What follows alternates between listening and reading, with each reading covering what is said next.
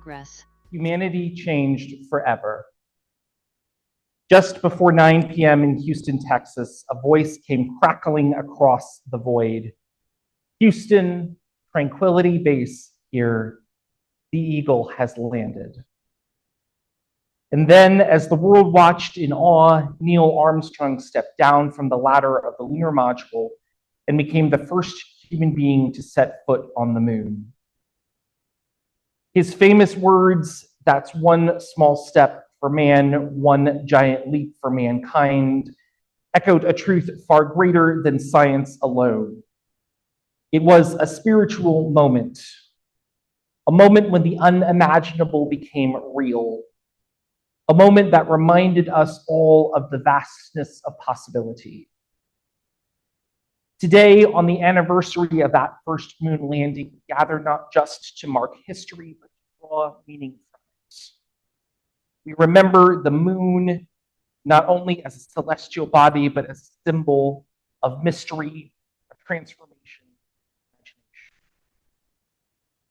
For Unitarian Universalists, the moon speaks to our deepest values, to wonder and awe, to community and interdependence, to courage and creativity, and most of all, to the bold hope that even in our darkest hours, new worlds are possible.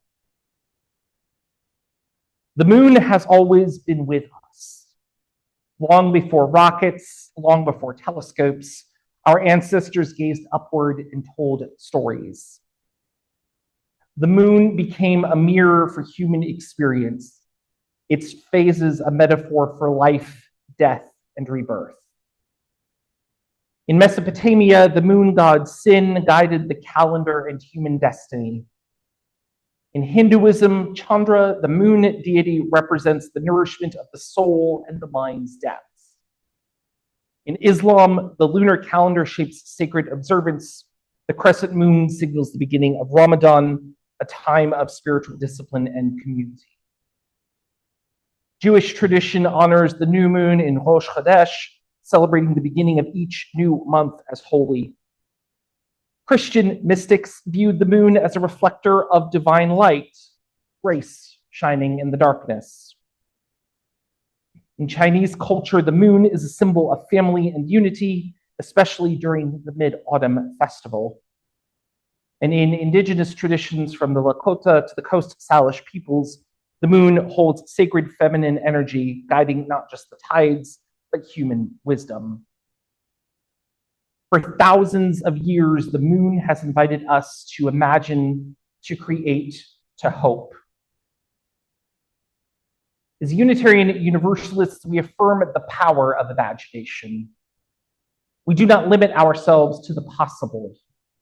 We are a people of the not yet, the maybe, and the what if. We come from a heritage of those who dared to dream, abolitionists who imagined a world without slavery, suffragists who imagined a world where women could vote, civil rights leaders who imagined community, and queer pioneers who imagined love without shame. And now we are being called again. We live in a time of profound challenge. The political landscape is polarized. Rights once hard-won are under threat. Book bans and educational censorship seek to erase complexity and truth. Anti-LGBTQ+ legislation, especially targeting trans and non-binary youth, is sweeping through state housing. The climate crisis is upon us.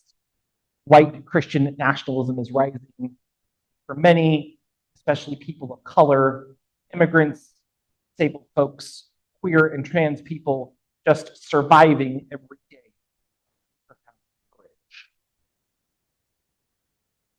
Such a time, it is easy to feel like we are trapped in a long, cold night. But then there is the moon, steady, soft, luminous, a sign that even in the darkest sky, there is light. The moon does not banish the night, but it transforms. That is what our faith calls us to do. When we look at the moon, we are reminded that the future is not fixed. The moon's invitation to imagine is not escapism, it is liberation. It is what Audre Lorde meant when she said, poetry is not a luxury.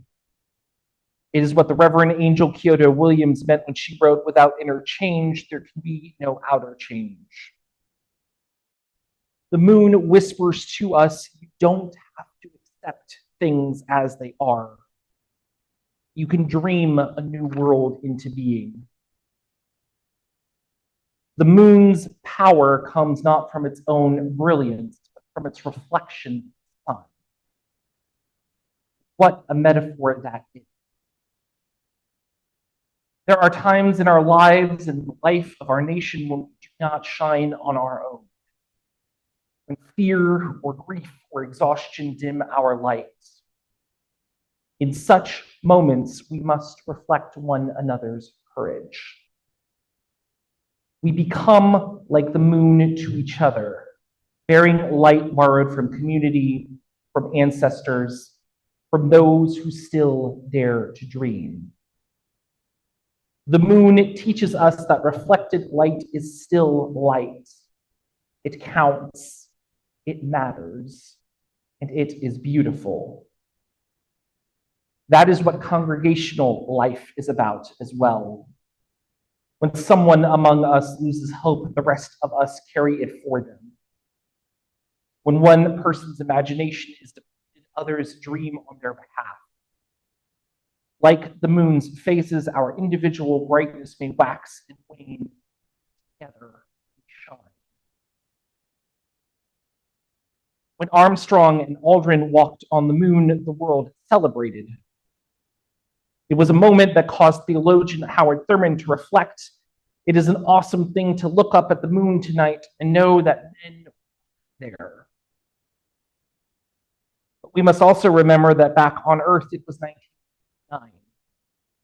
The Vietnam War raged. The civil rights movement was still in full fight. Poverty, racism, and inequality. So it was not lost on some that the United States could put a man on the moon, but it's still not guaranteed equal housing or healthcare. That tension remains with us today. Billionaires plan commercial moon flights while working class people struggle to make rent. We pour billions into defense, surveillance, underfunded, families remain unhoused. Yes, it is right to look at the moon, marvel at what we have done, but let that marvel challenge us. What new world can we build here? What use is the ability to leap to the stars if we do not have the courage to bend just down to earth? The late theologian Walter Brueggemann writes, the prophet's path is to keep alive the ministry of imagination, to offer alternative futures to the single one the king wants to urge as the only thinkable one. The moon landing was just such a moment. It shattered the illusion that boundaries. Now we must shatter the illusion that it's inevitable, that polarization is permanent, that the way things are is the way things must be.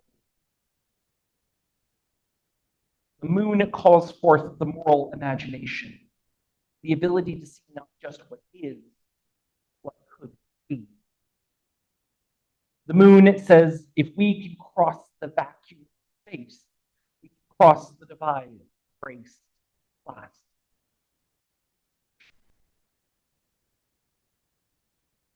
The moon is our companion in uncertainty. It governs the tides and watches the night, and yet it changes constantly. Sometimes it is hidden, sometimes it is whole, sometimes it is just a sliver. So too with faith, democracy, justice. None of them are static. All require tending, imagination, presence. A theology of the moon is one that honors change as sacred, imagination as necessary, community as luminous, resistance as faithful, that even when hope is thin, still there. Our job is not to eliminate darkness, but to shine within it, to be moons for one another, offering courage, borrowed dreams, until the sun returns. On this anniversary of the first moon landing, may we lift our eyes not in escape from it, dream wildly.